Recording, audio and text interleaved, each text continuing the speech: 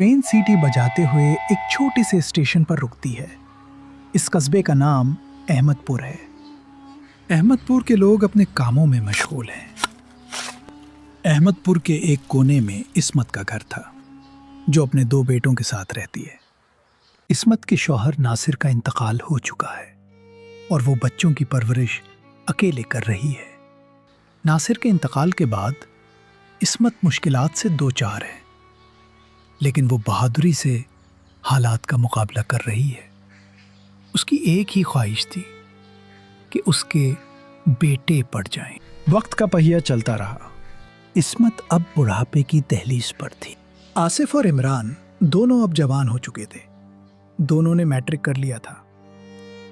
बड़े बेटे आसिफ को पढ़ने का बहुत शौक था और वो ज्यादातर वक्त पढ़ने में लगाता था। छोटे बेटे इमरान का दिल तरह तरह के खाने बनाने में बहुत लगता था।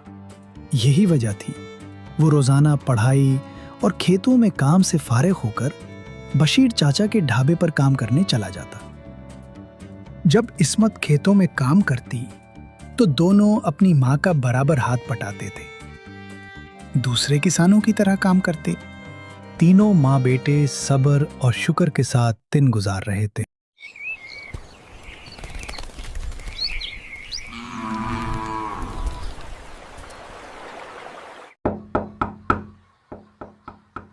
कौन है भाई? कौन है? अरे तुम्हारा खत आया है। ओह अच्छा, लाइन दे, देखूं कहाँ से आया है। हाँ ये लो। अम्मी देखे, खुदा ने आपकी दुआएं सुन ली। क्यों बेटा आसिफ, क्या हुआ? सब खैरियत है ना? भाईजान क्या हुआ? आप इतना चीख क्यों रहे हैं? सब ठीक है ना? हाँ मेरे भाई, सब खैरियत है। बहुत बड़ी खुशी की खबर है, तुम सुनोगे तो झूम उठोगे। शहर के कॉलेज से खत आया है। उन्होंने मुझे स्कॉलरशिप दी है, रहना मुफ्त, पढ़ना मुफ्त। अब मैं अम्मी के सारे ख्वाब पूरे करूँगा। ओह, ये तो बहुत बड़ी खबर है। मिठाई मंगाओ जल्दी से। खुदा तुम दोनों भाइयों को तरक्की दे। अम्मी, आप भाईजान के शहर जाने से उदास लग रही हैं। हाँ बेटा, क्योंकि तुम दोनों हमेशा मेरी नज़रों के सामने रहे हो। लेकिन एक और परेशानी है। पढ़ाई और रिहाइश फ्री है, मगर और भी खर्चे होते होंगे। उसके पास अच्छे कपड़े भी नहीं हैं। शहर जाने का टिकट भी लेना है। अम्मी आप परेशान ना हो, मैं कल बशीर चाचा से बात करता हूँ कि वो अगर कुछ मदद कर दें तो मैं उनके पास काम करते करते उनकी रकम अदा कर दूंगा। मगर आप भाई से कोई जिक्र मत कीजिएगा इस सब का। चाचा, मेरा भाई पढ़ने के लिए शहर जा रहा है। हमें कुछ रकम की ज़रूरत है। अगर आप उधार दे दें तो मैं ढाबे पर काम करके कटवा दूंगा। अम्मी ये लें, बशीर चाचा ने रकम उधार दे दी। अब आप परेशान ना हो। और फिर वो दिन आ गया जिस दिन आसिफ ने शहर जाना था। तीनों माँ बेटे बैलगाड़ी में सवार होकर रेलवे स्टेशन की जानिब रवाना हो गए। तीनों ही उदास हैं, मगर इस्मत उदासी के साथ साथ परेशान भी है। उसका बेटा पहली दफा दूर जा रहा था। ट्रेन ने प्लेटफॉर्म छोड़ दिया और अपनी मंजिल की जानिब चल पड़ी। वापसी के सफर पर इस्मत और इमरान दोनों उदास और खामोश थे। फिर इस्मत ने खामोशी तोड़ी। बेटा इमरान, तुम्हारा दिल भी आगे पढ़ने को करता होगा बेटा। अगर मेरे हालात इजाज़त देते तो मैं तुम्हें भी पढ़ने के लिए शहर भेजती। अम्मी जी, आप बिल्कुल उदास ना हो। अगर मैं भी शहर चला जाऊंगा तो आपकी देखभाल कौन करेगा? और मुझे तो वैसे भी तरह तरह के खाने बनाने का शौक है।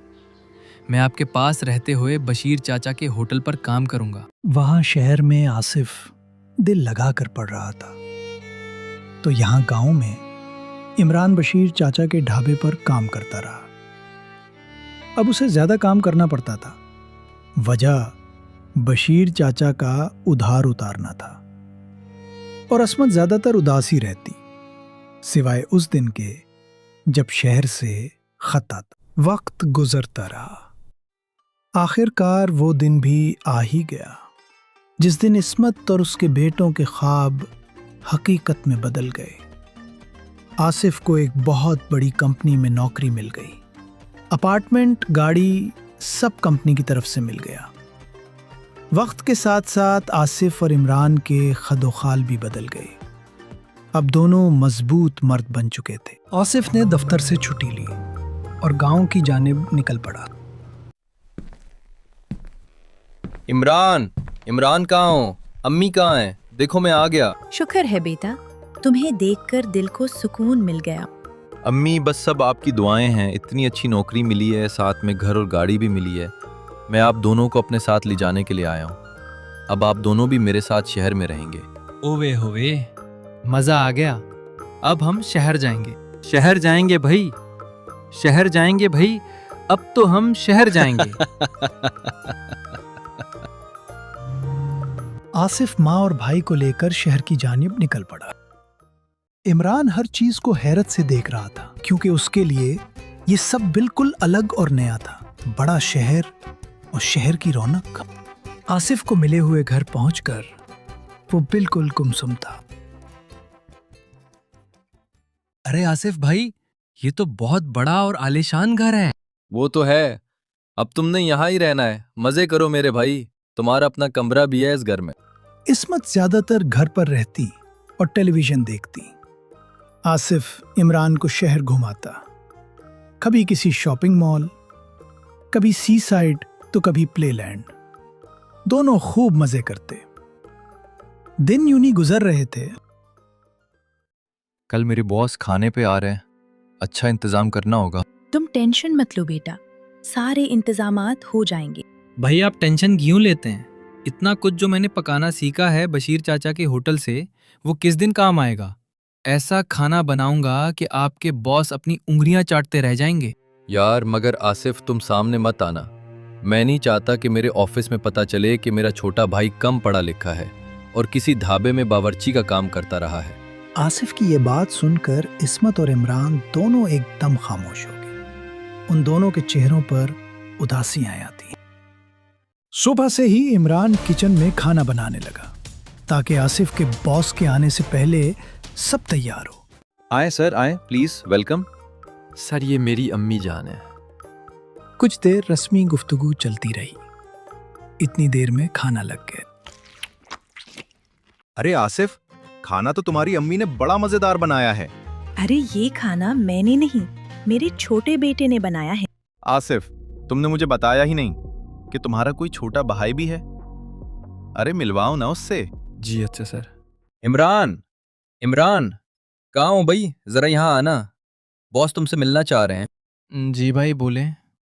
अच्छा, तो तुम हो इमरान? क्या मजेदार खाना पकाया है, कहाँ से सीखा? अरे सर, इमरान तो बस थोड़ा बहुत पका लेता है। नहीं नहीं, थोड़ा बहुत नहीं, बहुत अच्छा कुक है भाई। मेरे पास इसके लिए बहुत अच्छी ऑफर है। हमें हमारे होटल के लिए एक अच्छे कुक की जरूरत है। तुम उसे लेकर आओ डेमो के लिए।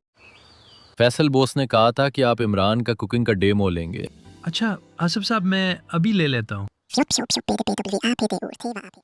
इमरान, तुम्हारा डेमो कैसा हुआ? जी भाई, बहुत अच्छा हुआ। अगर तुम फेल भी हो जा तो टेंशन मत लेना, मैं तुम्हारी कहीं और जॉब करा दूंगा। आसिफ और इमरान, मैं तुम्हारा ही इंतजार कर रहा था। इमरान हेड चीफ ने बताया, तुम्हारा डेमो बहुत अच्छा हुआ। सर पास हो क्या? हाँ, पास हो गया। इमरान, अभी तुम मिठाई लेकर अपनी अम्मी के पास जाओ और उन्हें ये खुशखबरी सुनाओ। और आसिफ, तुम यहां रुको। आसिफ, ये सब क्या है? तुमने हेड शेफ को क्यों कहा कि वो इमरान को कुकिंग डेमो में फेल कर दो? आखिर इस हरकत की वजह क्या है? जबकि तुमने बताया था कि तुम्हारी अम्मी ने तुम दोनों को बड़ी मेहनत से पाला है, और ये कि इमरान तुम्हारा छोटा भाई है।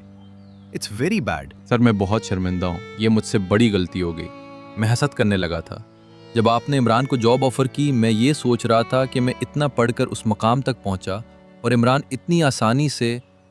सर मुझे माफ़ कर दें, मैं अब ज़िंदगी में कभी ऐसा नहीं सोचूंगा। मुझे बहुत बुरा लग रहा है। जब मेरे भाई और अम्मी को ये सब पता लगेगा, वो दोनों मेरे बारे में क्या सोचेंगे कि मैं कितना खुदगर्ज हूँ। तुम्हें अपनी गलती का एहसास हो गया, ये बड़ी बात है। हर इंसान से गलती हो जाती है।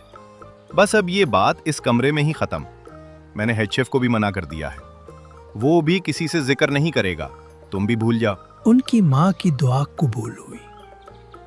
एक ही होटल में एक भाई जर्नल मैनेजर और एक भाई हेड शेफ बन गया। अब इस्मत, आसिफ और इमरान बहुत अच्छी जिंदगी गुजार रहे थे।